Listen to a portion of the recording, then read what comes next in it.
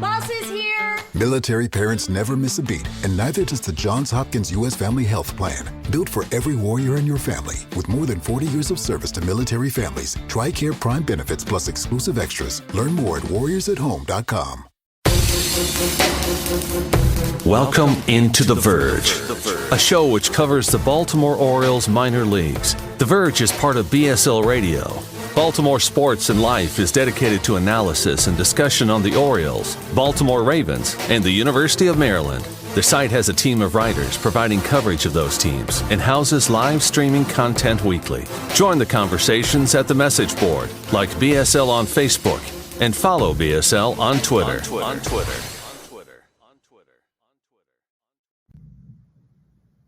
Want to make a podcast? Spotify's got a platform that lets you make one super easily, then distribute it everywhere and even earn money, all in one place for free. It's called Spotify for Podcasters, and here's how it works. Spotify for Podcasters lets you record and edit podcasts right from your phone or computer, so no matter what your setup is like, you can start creating today. Then you can distribute your podcast to Spotify and everywhere else podcasts are heard. Video podcasts are also available on Spotify. With Spotify for Podcasters, you can earn money in a variety of ways, including ads and podcast subscriptions. And best of all, it's totally free with no catch. Ever since we discovered Spotify for Podcasters, we feel like having options like video podcasts and Q&A lets us be more creative on another level. I highly recommend you give it a try. Download the Spotify for Podcasters app or go to www.spotify.com/podcasters to get started. Welcome to our weekend mailbag episode, which is going to take a bit of a detour this weekend as I take this opportunity to talk about the upcoming MLB Draft. And we're just a few weeks away now from the draft. The College World Series kicks off on Friday, so I thought this was perfect time to do one of these episodes that I wanted to do regularly throughout the college baseball season, but two toddlers, building a home, that's all left me with pretty much just enough time to focus on the reason our podcast exists, which is obviously the Orioles minor league. So prepping for this was a lot of fun, and I hope you hear something that piques your interest along the way with these college guys. I've got, might throw a few high school guys in there as well, but I've got 3 segments here that I'm going to run through today. First, I'm going to do a mock draft roundup, just looking through kind of recent mock drafts from national outlets and talking about who they have mocked to the Orioles. Between the 5 or 6 mock drafts I looked at, there are currently just 2 players connected to the Orioles, so I'll dive into each of those, and then in the next segment, I'm going to add 5 more names to that list and look at 5 players who have either been connected to the Orioles in previous mock drafts or in notes within more recent mock drafts, or they appear to have profiles which could be very attractive to the Orioles, and they're mocked around when the Orioles pick. And then finally, I'm going to fire up Prospects Live's mock draft simulator and have some fun going through a 5-round mock draft where I'll talk through each pick I made for the Orioles. So without further ado, let's dive in to the most recent mock drafts here. And I'll start with Baseball America. Baseball America has TCU third baseman Braden Taylor mocked to the Orioles. And this also gives everybody a good chance. If you're not super familiar with the MLB Draft, the process, or a lot of these guys, I'm sure not too many of us are sitting around watching a lot of college baseball. Some of these guys will be playing in the College World Series, including Braden Taylor, so you can get a look for yourself here over the next couple of days. Taylor's listed at 6'1", 180 pounds. He's a left-handed hitting third baseman. Got to have the lefties. He just turned 21 years old back in May, so right off the bat, we have a few things that stand out in terms of what the Orioles have been targeting in recent drafts. College hitter, left-handed bat, very young, kind of in that John Rhodes, Max Wagner mold here, being so young and a more recent riser. Had some questions about the power, I think, and whether he had enough power to stick at third base early on in his career. Had a little bit of struggles at some points this year for TCU, but as the season has progressed, the helium has definitely been rising with Taylor. He was the Big 12 Freshman of the Year back in 2021, first-team freshman All-American, and has Team USA experience. Although it was limited, he also has experience in the Cape Cod League and put up some pretty good numbers in the Cape. 37 games across 2 summers, 5 home runs, OPS just south of 800, 9 walks to just 7 strikeouts, and 3 home runs in 11 games last summer in the Cape. So some more positive signs there.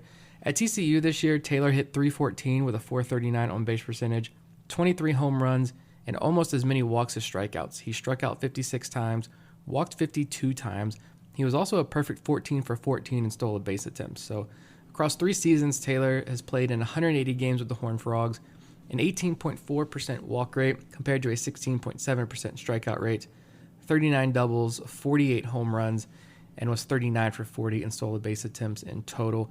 Carlos Collazo over at Baseball America had a piece out that was just published a couple of days ago highlighting 12 draft prospects who are seeing their stock rise during the NCAA regionals, and Taylor was highlighted as he went 8 for 14 with 2 home runs in that regional. And according to Collazo, both of the home runs he hit came off secondary pitches in pitchers' counts, highlighting Taylor's skill, quote, skill and confidence when hitting behind in the count. Collazo also said that Taylor was one of the more consistent hitters in baseball throughout his career at TCU, had a 28-game on-base streak through regional play. And he also published an article even more recently looking at some of the bigger gains in terms of contact rates and exit velo rates. And Braden Taylor's contact rate took a slight step back, but his 90th percentile EV rate went from 100.9 miles per hour to 104.8 miles per hour. That was one of the fourth highest gain in all of college baseball this season. Looking at Prospects Live and what they had to say about Taylor, they say Taylor is a plus defender with a very strong arm, while other outlets are a bit more conservative, noting average to above average skills defensively, but someone who, albeit is on the smaller side, could stick at third base or easily slide over to second base, a position he does have a lot of experience at. He's got 50 to 60 grade tools across the board. I mentioned before in a mailbag episode, I think recently, where I briefly touched on Taylor, but I get Colton Cowser-esque vibes here from Taylor in terms of the elite eye at the plate, quality tools across the board, nothing that really stands out, but really no glaring weakness. And he's teetering on this balance of, do you try to get more power out of that bat because it's there, or are you happy with maybe 15 to 20 home runs a year, high average, high OBP, and just lean into that 60 grade hit tool and elite eye that he has? But reading other scouting reports on Taylor kind of reads like the Orioles playbook for prospects. Quoting from Baseball America, his carrying tool is his swing decisions. He knows the strike zone better than some umpires and knows what pitches he can do damage on. Low chase rates, all positives for Taylor here, who I've honestly fallen more and more in love with over the last few weeks. I would be pretty happy if, depending on how the board shakes out, obviously, but if Taylor's the pick, I think I'd be pretty happy with that selection. Should also note that back in February, so things have changed pretty drastically here, but Fangraphs had Braden Taylor as the number 2 draft prospect entering the season, and Joe Doyle over at FutureStarsSeries.com also has Taylor as the pick to the Orioles in his latest mock draft. Honestly, the more I learn about Taylor, the more I really want him in this system. Moving over to MLB Pipeline's mock draft, they have first base right-handed pitcher Bryce Eldridge from James Madison High School here in Virginia, as a graduate of James Madison University who lives pretty close to where Eldridge plays high school ball. I have to say this would be a pretty cool pickup that I approve of, but that's irrelevant to his prospect status, which is also very good and deserving of being the number 17 overall draft pick. He's committed to Alabama. He's listed at 6'7", 233 pounds. He is a two-way player. Touches 97 miles per hour with the fastball, also throws a slider, curveball, and changeup, which most reports note he needs more feel for, but 6'7" high school pitcher who can throw in the mid-90s, you don't really need a changeup in high school to get those hitters out, so that's fairly typical. His height and arm angle create a lot of ground balls, and physically he fits the mold of pitchers the Orioles have really loved to target, especially later in drafts. Guys like Keegan Gillis, Jared Beck, trading for the 6'7" righty Kyle Verbitsky this past offseason. Physically, he fits that mode. Again, referencing Joe Doyle at FutureStarsSeries.com, has a beautiful write-up of Eldridge, who he has ranked as the 10th best draft prospect this year. I've seen him in mocks go all over the first round, but if he's available here for the Orioles at 17, which I doubt, but you never know, he's the type of extremely high-ceiling guy that you can take a risk on, knowing that he may need some extra time to develop, but the reward could be well worth it, and you have more than enough depth in the system to be patient with a pick like Eldridge. But Doyle notes that there is more than the 97 miles per hour coming with his frame and athleticism.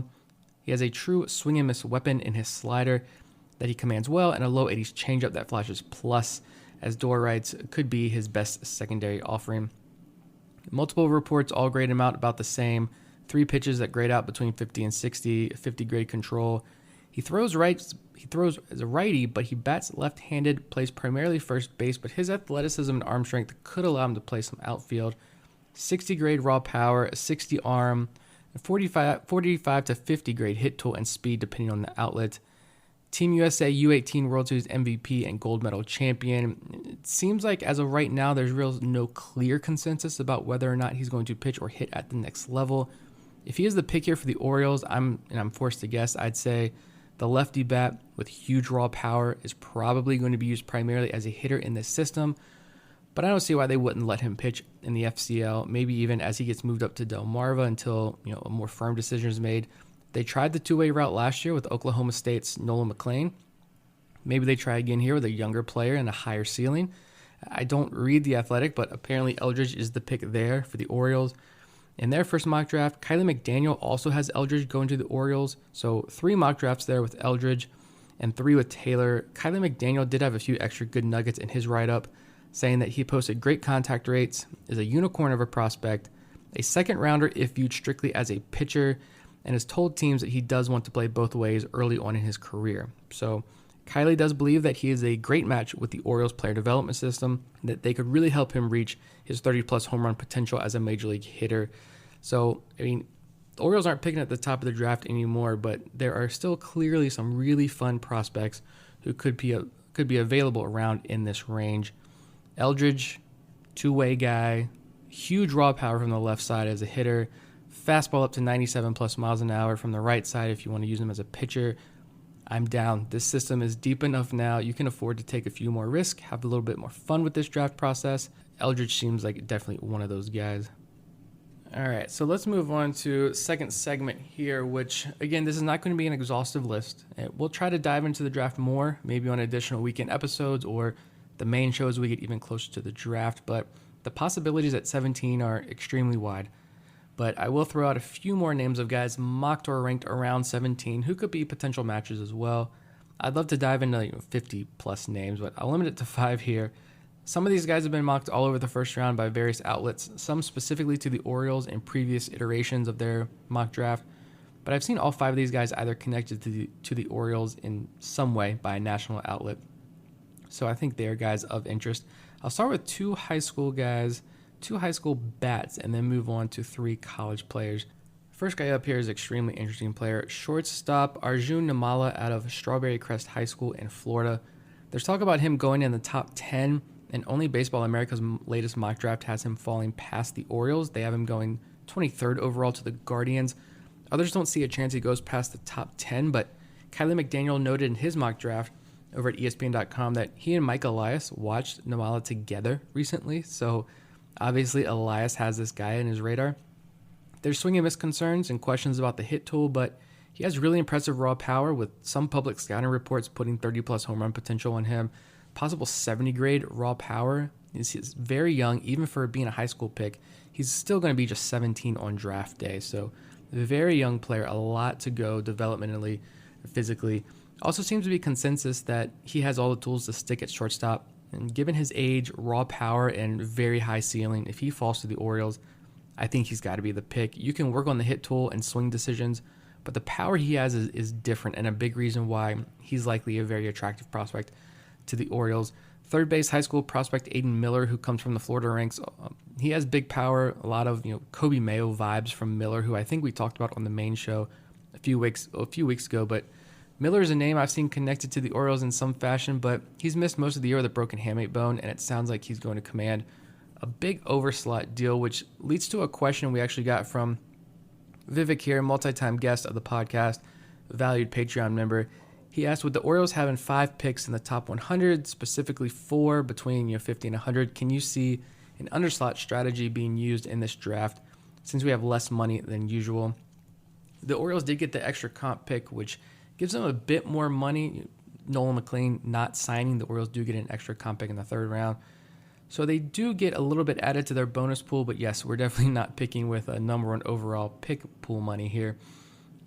I keep going back and forth while thinking about the draft in terms of how the Orioles attack this thing this year, because we know they're going to stick to their models and keep taking their guys, but do you continue to lean a bit more heavily on college bats to quickly replenish the farm system, anticipating a few hopefully big trades at either at the deadline or this offseason, which I think the offseason is more likely here, but you never know? Or do you say that we're seeing international signings pop up now with even more on the way? You're deep across the board in the system. You could trade away a few top guys, top 100 guys, and still be in great shape. You're not going to be the top overall farm system in baseball, but you're still going to be deep and have this big, impressive farm system. So maybe let's get risky. Let's shoot for the moon with someone who maybe falls due to signing concerns. But I think if they can still get their guy and save a little bit early on, they will. We know this organization likes to maximize their draft capital, and it's proven to be a great strategy so far. So if you're bigger targets who might require more money go early, I have no issues if they stick with the college bats and arms early on and then maybe try to find that Creed Willems or Carter Young later on. But I don't know what direction they're going to go. We know how nothing in terms of the draft, absolutely nothing in terms of the draft leaks from this organization. But what I do know is that they are going to maximize this draft capital. But second name I wanted to look at here, another high school pick, another high school shortstop, George Lombard Jr. from Gulliver Prep High School in Florida. He's a 6'3", right-handed hitting shortstop, committed to Vanderbilt. Joe Doyle name-dropped him in his Orioles blurb, saying physically, he's a pretty imposing figure who projects beautifully from a physical standpoint. His dad's a former MLB player, so I believe with the White Sox, if I remember correctly. So he has the bloodlines. Every video I watch, every report I read, it's barrel, barrel, barrel. The kid knows how to barrel a baseball. Baseball America gives him 55 grade overall, which translates to a first division regular according to their scale. 55 power, 50 hit, 50 field, 50 arm, above average speed as well. Some believe he can stick it short. Others think he maybe moves to third base or even second base, possibly even the outfield. He doesn't really seem to have a glaring hole in his game and could bring the versatility that the Orioles love so much. He's typically being mocked in the early 20s to teams, so maybe a slight reach here, but the Orioles are in on him and he's high on their boards and he's available. I have no issues with Lombard being the pick as well. Move on to three college guys I want to highlight here. All three college players, if you're hoping for pitching, I'm sorry, I'm not going to highlight a pitcher in here. We are going to talk about two pitchers in the mock draft, but maybe if Hurston Waldrop from Florida happens to be available at 17, we'll talk. But the first pick I'm going to look at is Maryland shortstop Matt Shaw. There are questions about whether or not he sticks it short. I think pretty much consensus opinion he probably moves over to second base and is not a shortstop at the next level, but he's a local kid, holds the Maryland record for career home runs. And very early on in the mock draft cycle, he was the popular pick to the Orioles, listed at 5'11" and 185 pounds, but his 90th percentile exit velo is 107 miles per hour. That's very impressive. Very good hit and power tools. Could very well follow this Connor Norby-esque route if he's drafted by the Orioles. Be a very fast riser through the system. Hit for average. Probably, if things are clicking for him well, especially in the lower levels of the minor leagues, you do see him hit 20-plus home runs as he moves probably across three levels in his first full year of pro ball. He hit three. I don't think he's going to be a 20-plus home run guy at the major league level, but again, same Connor Norby vibes here. He did hit 351 this season at Maryland, 445 on base percentage, 1142 OPS, hit 24 home runs, 20 doubles, and had more walks than strikeouts. 43 walks to 42 strikeouts, 18 for 19 in stolen base attempts last summer. He was named the top prospect in the Cape Cod League last year, where he hit 5 home runs and 10 doubles, OPS over 1,000, so we know he can play extremely well with the wooden bat.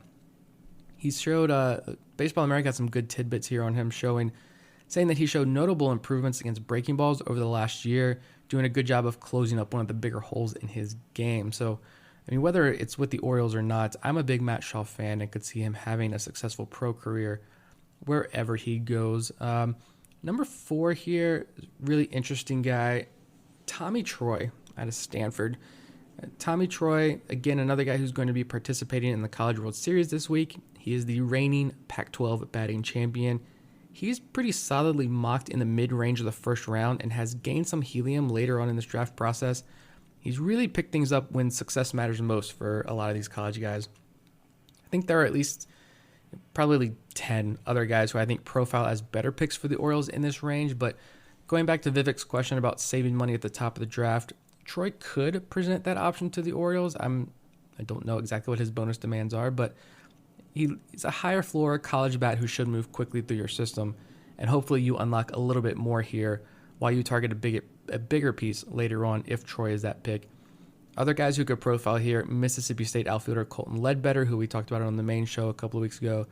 Virginia Tech outfielder Jack Hurley, another semi-local guy here. Those could be options as well. But looking at Troy, 21-year-old future second baseman, hit .397 this season at Stanford, OPS 1190, 17 doubles, 17 home runs. Saw his walk rate go from 4.5% last year to 11.6% this year, and his strikeout rate fell from 19.2% down to 14.4%. Phenomenal gains in both those areas.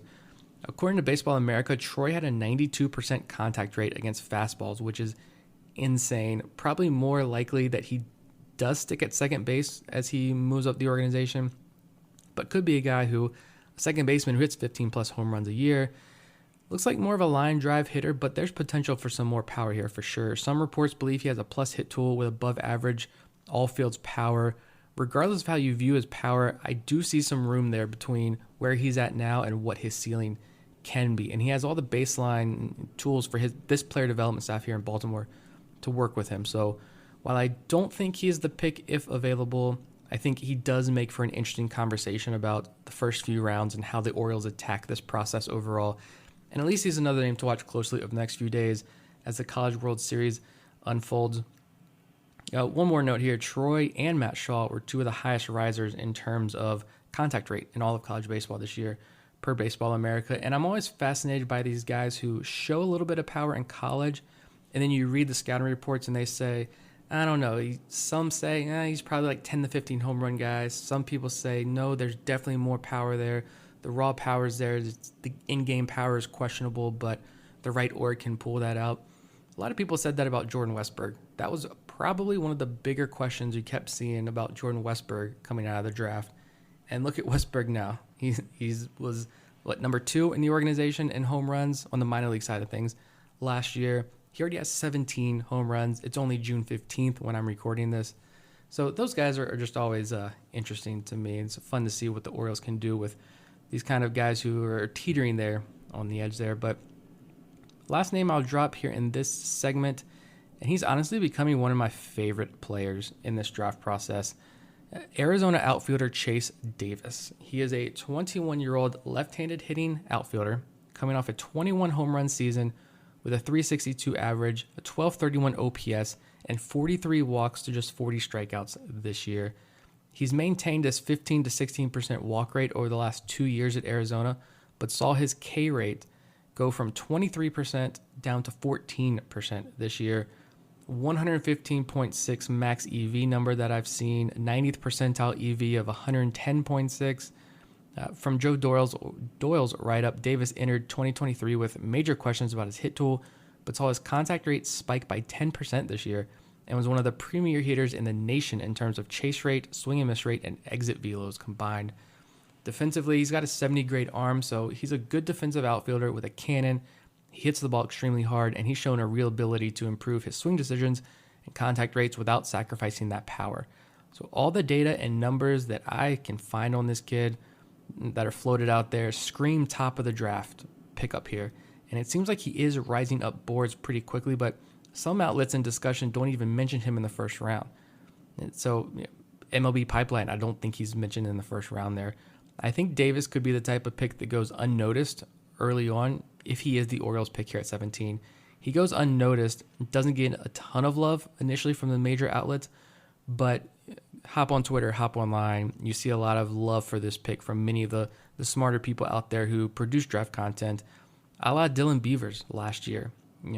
Davis doesn't need that major swing overhaul that Beavers does, but to be fair, Beavers I think is a little bit better defensively, much more athletic. But on his own, Chase Davis looks like he could be a phenomenal sleeper pick here in this mid to late first round range if he doesn't go a lot higher. I think this is a good group to kind of kick off the draft coverage here. If you have someone in mind as a potential target and want to add their name to this list, let us know. I mean, there are so many good options here at 17. I honestly like picking later in this first round better for 2 reasons. One, it means obviously that the major league team is winning, but it makes diving into this draft stuff a lot more fun because of the 100 different routes that the Orioles can take. So with that being said, though, I'm going to take a quick break here. But when I come back, I'm going to fire up Prospects Live's mock draft simulator have some fun with that. You can use this simulator to draft through the first 5 rounds of the draft. So I'm going to run through a mock there, talk about a few more names as I make these selections for just the Orioles, and let's have some fun with it. All right, so let's get started with this final segment of the show, the mock draft section. I'm going to have some fun with this. Also, apologies if there are any audio variances there between the first half of the show and the second half of the show.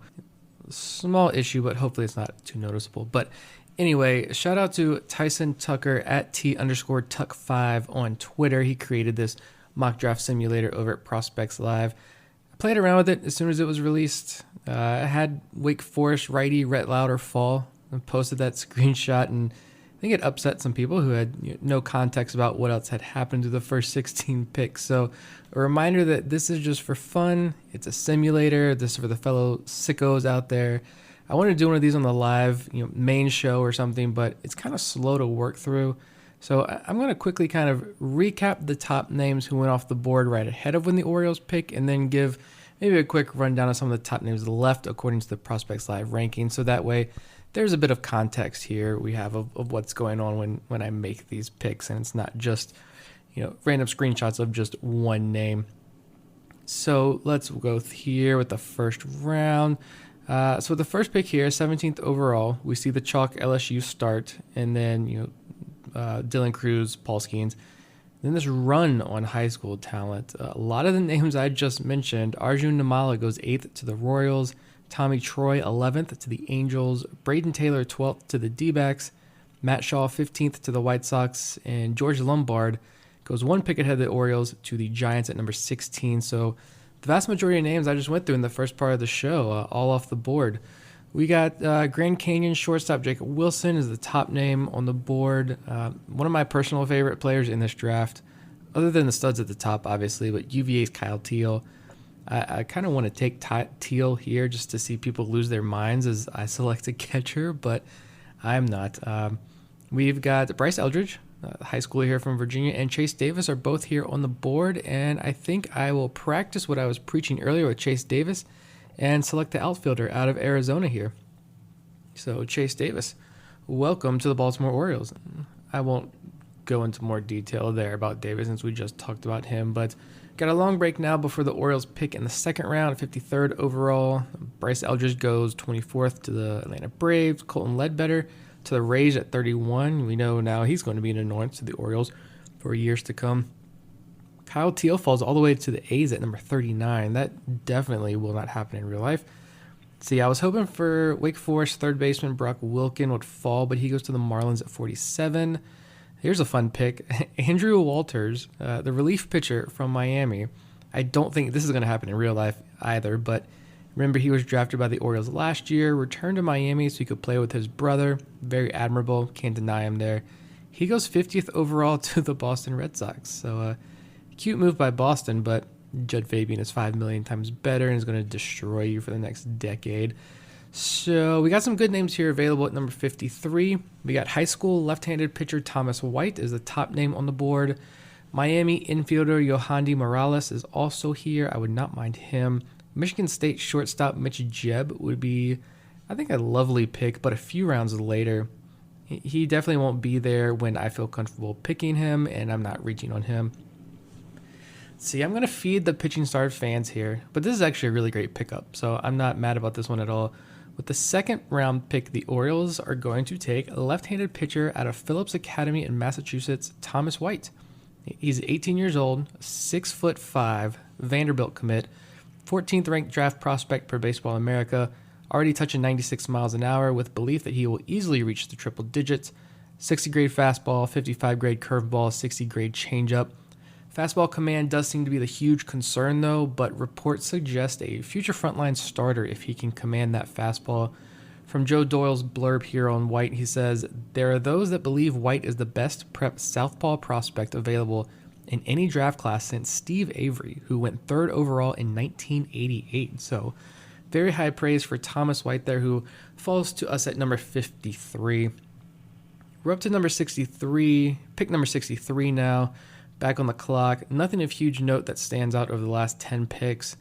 I am seeing some college outfielders here as I scroll down a bit, but I don't want to reach for them yet. They'll be available when we come back on the clock at 118. At number 63 overall, I'm going to stick in the high school ranks here. I'm going to go with Nazan Zanatello, third baseman from Christian Brothers College in Missouri. Remember, I'm not factoring bonus demands and such here, just having some fun with this one. Zanatello is a 6'2", right-handed hitting shortstop, 18 years old, committed to Arkansas. Baseball America does note he has low chase rates, but some swing and miss issues on pitches in the zone, but I think that can be worked on in this system, obviously. Plus defender at shortstop and in center field. He's also a left-handed pitcher, so not a two-way guy, I don't think, but bats right, throws left, could be fun. If you haven't seen any videos on this kid yet, go find some. It is a very smooth swing, very quick hands, gap-to-gap power to all fields already, very strong outfield arm. Can easily see some notable gains in the power department here as he continues to grow.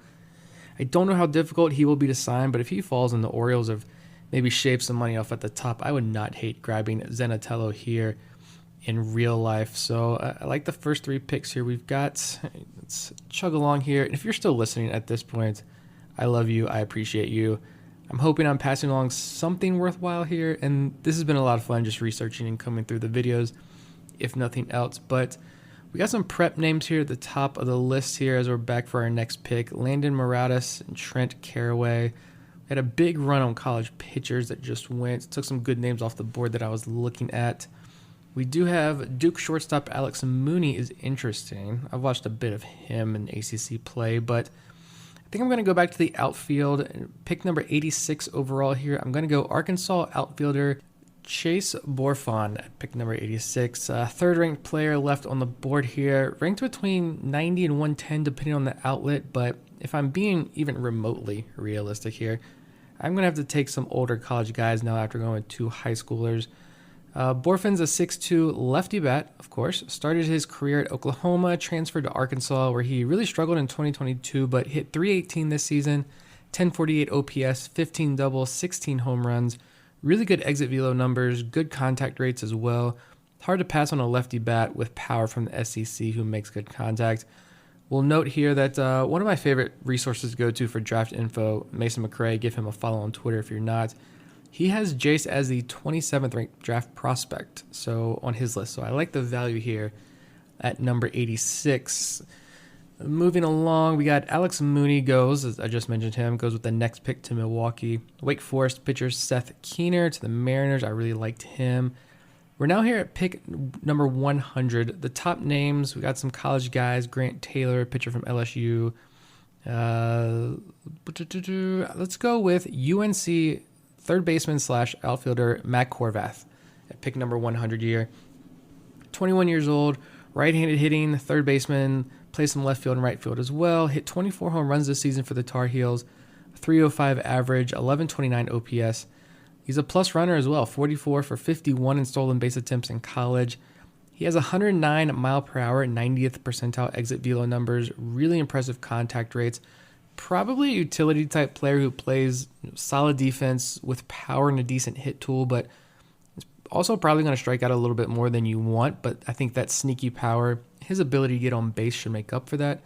At this point in the draft, I think I'm just looking for big versatility and hope that I can hit on a good depth option, or hope something clicks at some point and they become someone who can stick in the majors as a utility piece. But I like Matt Horvath. I feel like he's been at UNC for 10 years, so time for some new digs here, and welcome to the Baltimore Orioles. So we have two picks left, 118 overall and number 154 overall.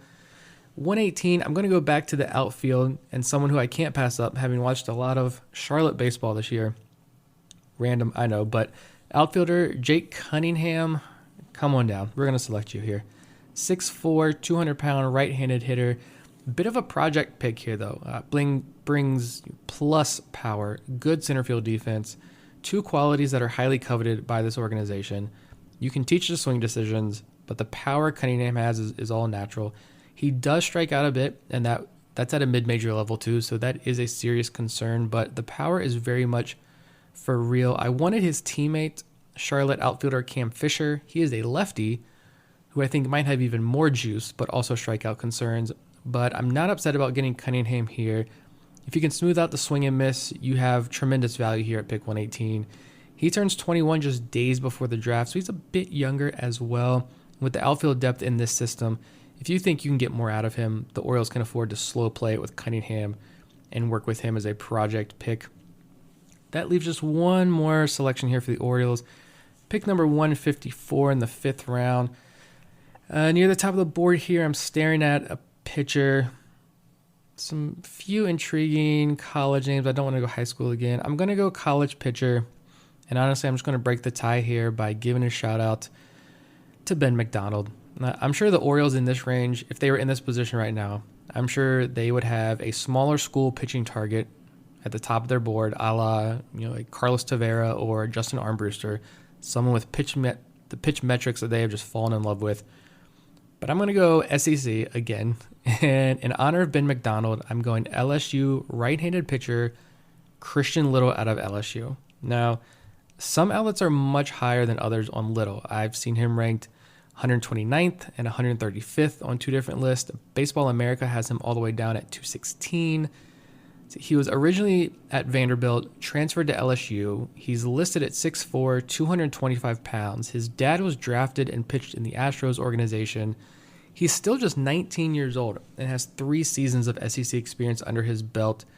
From Joe Doyle at Future Star Series, his scouting report, he says Little sits 92 to 95 with a fastball, produces high chase rates, and according to Joe, it has metrics that the front offices will love. And he also has a high spin curveball and a changeup, but he has struggled to miss bats in the zone. The baseball card numbers do not look good. I think this could be an instance of where the results just don't match the stuff quite yet. But again, he's very young. I think this is another project pick. Again, I don't really see the Orioles. If Little would be available here, I don't see the Orioles selecting Little, if I'm being honest. But I like the LSU pickup here. I like the more project pitcher. I know pitching in the system is a little different from the hitters, but I think you can still go on a short run of older college arms later in the draft and take a fun flyer on Little here, whose ceiling could be that of a flamethrowing starter if you're able to smooth a lot of his stuff out, get those more whiffs in the zone. Could end up being a decent pick. Who knows? Maybe he surprises, has a good College World Series experience here, and climbs up the board a little bit as well. So that was a lot of fun. I think it'd be even more awesome to do this live, and if we were able to incorporate some of your highlight videos and stuff for people to see, so you can get a better idea of who these guys are. But hopefully you enjoyed this as well. Kind of recap my mock draft here. At first round, 17th overall, we went with Arizona outfielder Chase Davis. Talked about him extensively in the first part of the episode there. Second round pick, 53rd overall, we went with Phillips Academy left-handed pitcher Thomas White, high school prep arm. Pick number 63 overall, stayed in the prep ranks, the third baseman from Christian Brothers College, Nazan Zanatello. In the third round, pick number 86 overall, we went with Arkansas outfielder Chase Borfon. Third round, staying in the third round, more comp picks here. Number 100 overall, UNC third baseman / right fielder Matt Horvath. Fourth round pick, 118 overall, Charlotte outfielder Jake Cunningham, and rounded this one out with pick number 154, LSU right-handed pitcher Christian Little. Hope you all enjoyed this. I had a lot of fun doing it. I had a lot of fun researching. That's going to do it for this weekend's episode. Hopefully you heard something you like. Maybe heard a new name or two that piqued your interest. And if anything, I've eliminated a long list of names that are never going to even come close to being picks for the Orioles, because we know that's how this goes.